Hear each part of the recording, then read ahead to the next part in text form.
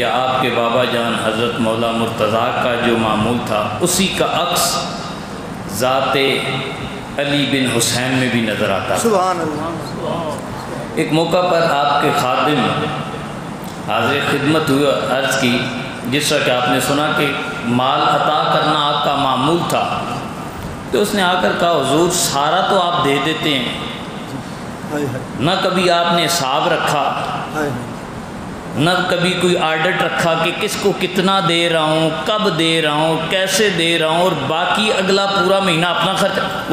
خدام کا بھی ہوتا ہے نا، بعض خدام ہوتا ہے مالک دیتا ہے، دل میں بات بھی آ جاتی ہے، اور اس حوالے سے حدیث پاک بھی ہے۔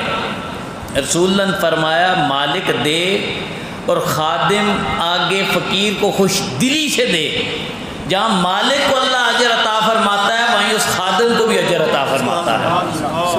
لہذا اگر آپ کو ایسا موقع ملے، کوئی دے رہا ہے کسی کے لیے کہ یہ فلاں کو دے دو، تو اس پر اپنے دل میں نہ لے کر آئیں، اسی رضا و رغبت کے ساتھ عطا کریں، آپ کو مفت کی نیکیاں ملتی رہا کریں گی۔ تو خادم نے کہا حضور کوئی حساب نہیں رکھتے آپ، جیسے آتا ہے عطا کرتے جاتے ہیں، تو کم از کم کچھ حساب تو رکھیں۔ آپ نے کہا سنو، اصل معاملہ یہ ہے میرا اور میرا رب کے درمیان ہے،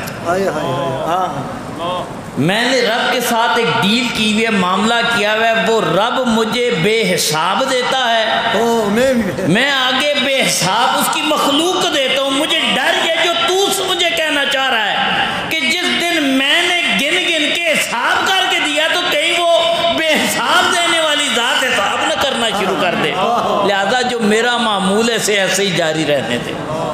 تو آپ کو اللہ نے اس انداز سے نوازا ہوا تھا، اور یہی آپ کی سخاوت کا ایک عظیم پہلو تھا۔